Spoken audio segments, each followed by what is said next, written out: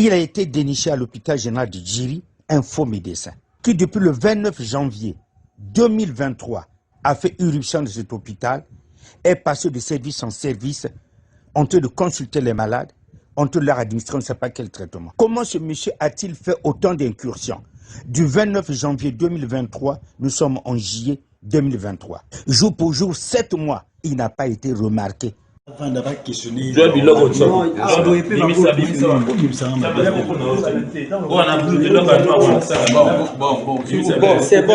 c'est bon déjà. Non, attendez, il faut le questionner.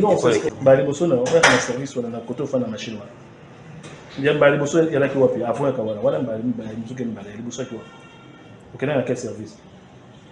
Il y a un laboratoire. Quand on a même côté, on s'est prélevé combien de personnes? Il y en a prélevé beaucoup. Comment on a commandé? La machine, on a une machine, on a commandé.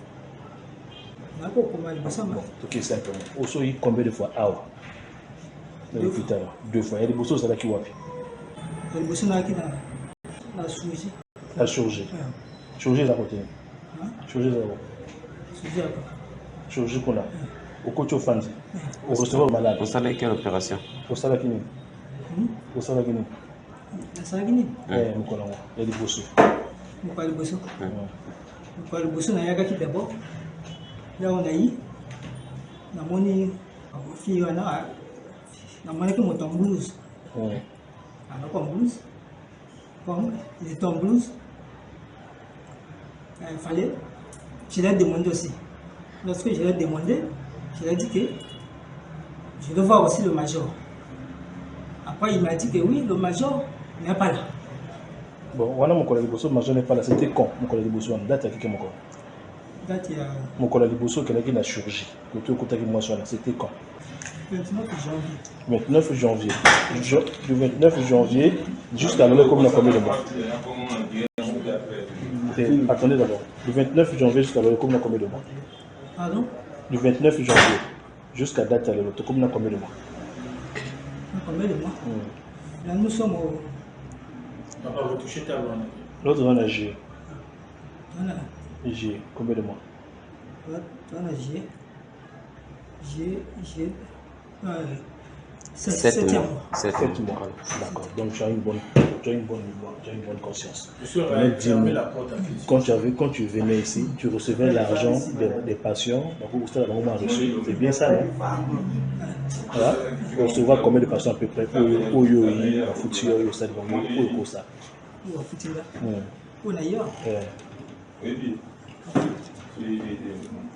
Comment expliquer que dans un domaine aussi sensible que la santé, on puisse dénicher des intrus qui rentrent et qui n'ont ni qualité ni compétence de la fonction qu'ils ont usurpée, et voilà de faux médecins qu'on déniche dans un hôpital de référence.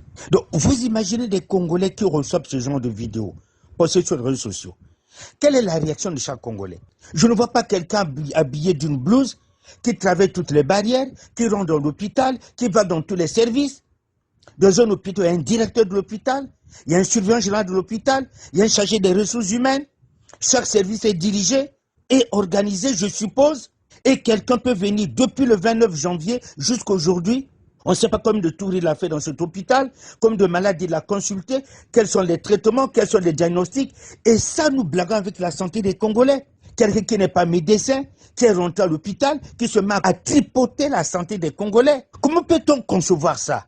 Est-ce que quelqu'un peut mettre sa blouse, traverser les barrières, rentrer dans un hôpital et il part de service en service de manière incontrôlée? Je suppose que les agents se connaissent.